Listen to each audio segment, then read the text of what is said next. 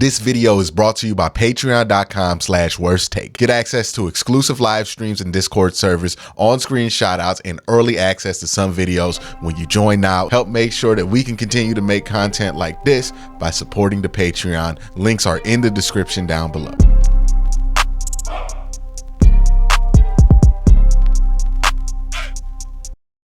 So I think the biggest shock pick of the draft was Dorian Thompson Robinson, DTR from UCLA. Now, he's somebody that I've heard of for quite a while. I think he's been like a 3 or 4 year starter at UCLA. He's played a lot of football despite being pretty young.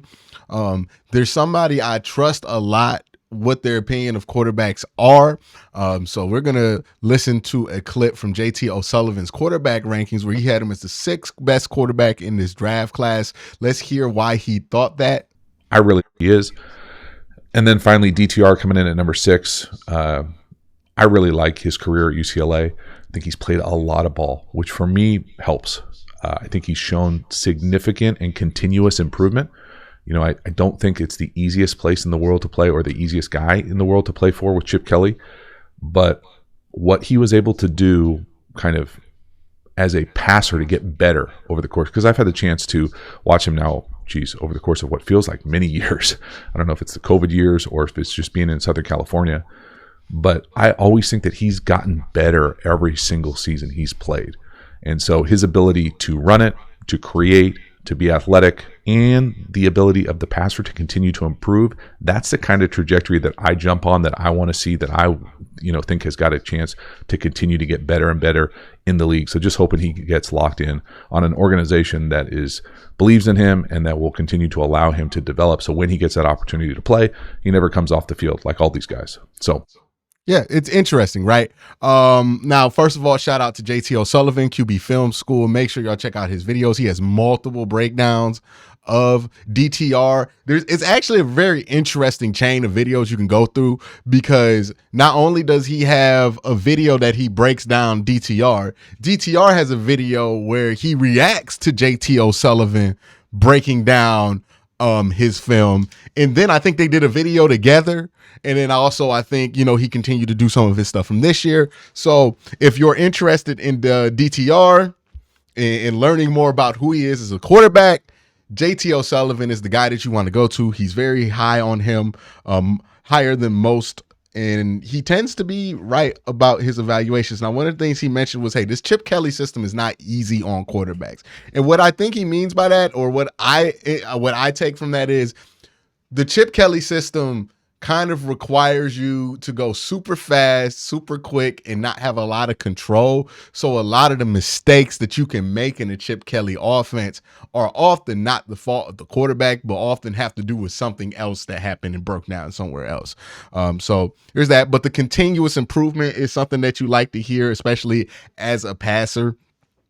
Now, what I think his comp is ironically enough, former UCLA quarterback Brett Hundley, not Tyler Hundley, but Brett Hundley, the one that's in the XFL right now. I think that's who he most reminds me of. He's a good runner, pretty good athlete, but not a run-first guy, a guy who's gotten better at throwing the football, still has some room to grow, coming from a system that isn't the most passer-friendly. That's who he reminds me the most of. And again, Brett Hundley played a ton of football in college. Same thing here for DTR. I think they're pretty similar prospects in that respect.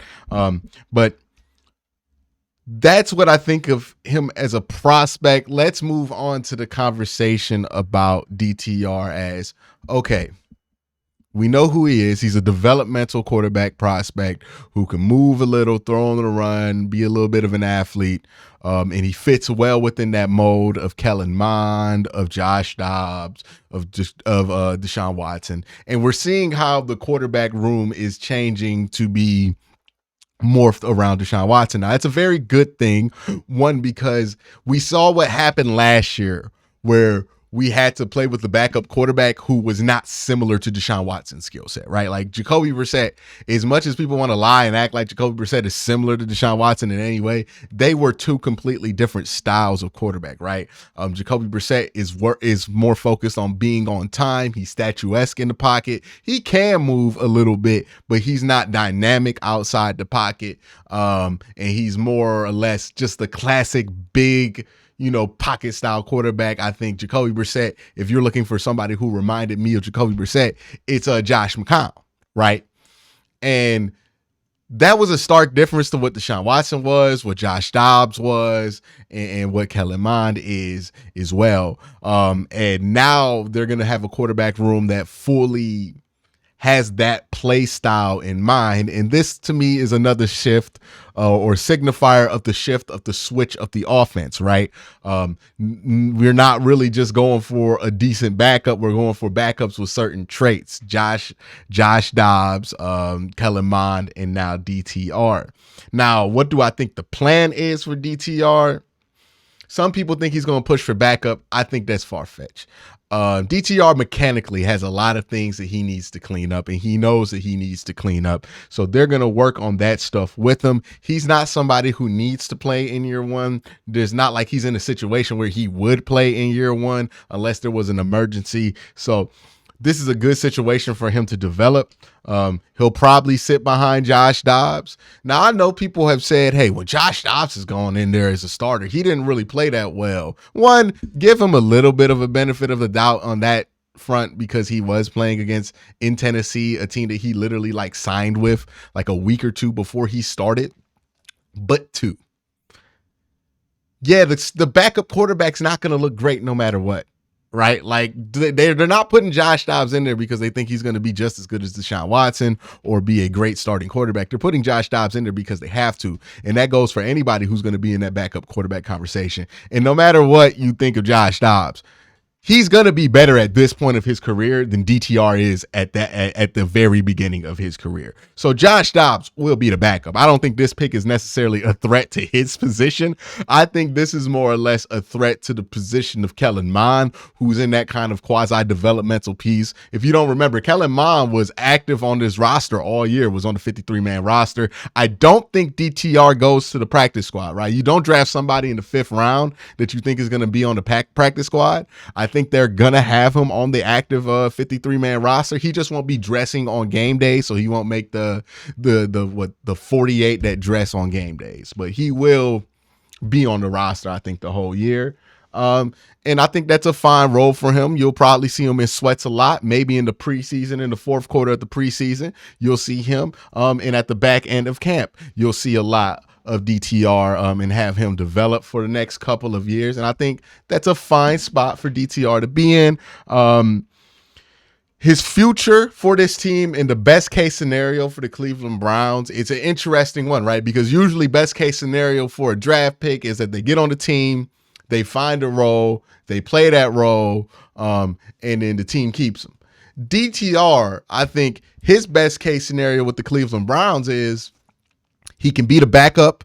He sits for 1 year. He becomes a backup in year 2. And he's ready for that responsibility.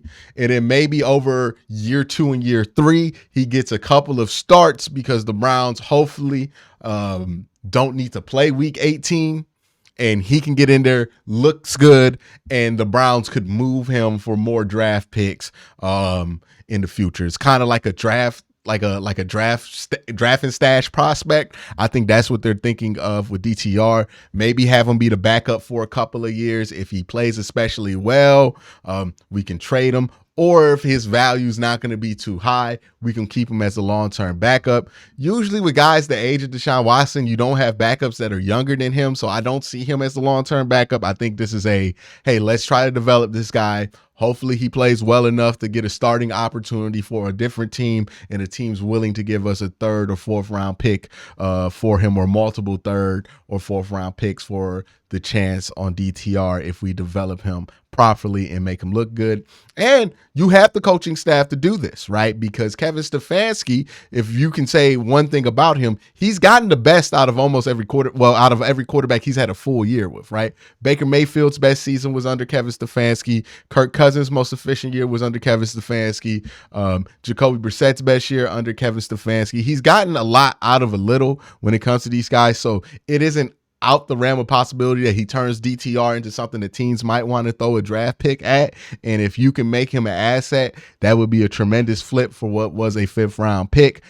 So it's kind of a draft and stash here. The play styles match up that if he has to be a backup here long term, or if he plays up to the level to be a backup here long term, he can. I don't think he's a threat to Josh Dobbs this year, but next year he's probably a threat to Josh Dobbs. A good athlete. He's improving every day as a passer, has some mechanical things he needs to clean up. Don't think he's going to be ready for any real NFL action in year 1. Think he's going to be somebody who's going to be interesting maybe in year 2 or 3. And, you know, again, he's going to be fun to watch in the preseason. And sometimes that's what you want. Played a lot of football. I don't think he's going to have a major adjustment to know, you know, the offense or anything like that. I think he's going to be fine there. But that's DTR. That's the Browns pick. Let me know what you think in the comment section below. Do you think it was too early to get a quarterback there, a developmental, quasi-experimental quarterback at that point? Or do you like the pick there? The Twitter poll I did, not the Twitter poll, the YouTube poll I did was pretty high on this pick. So let me know what you think in the comment section down below.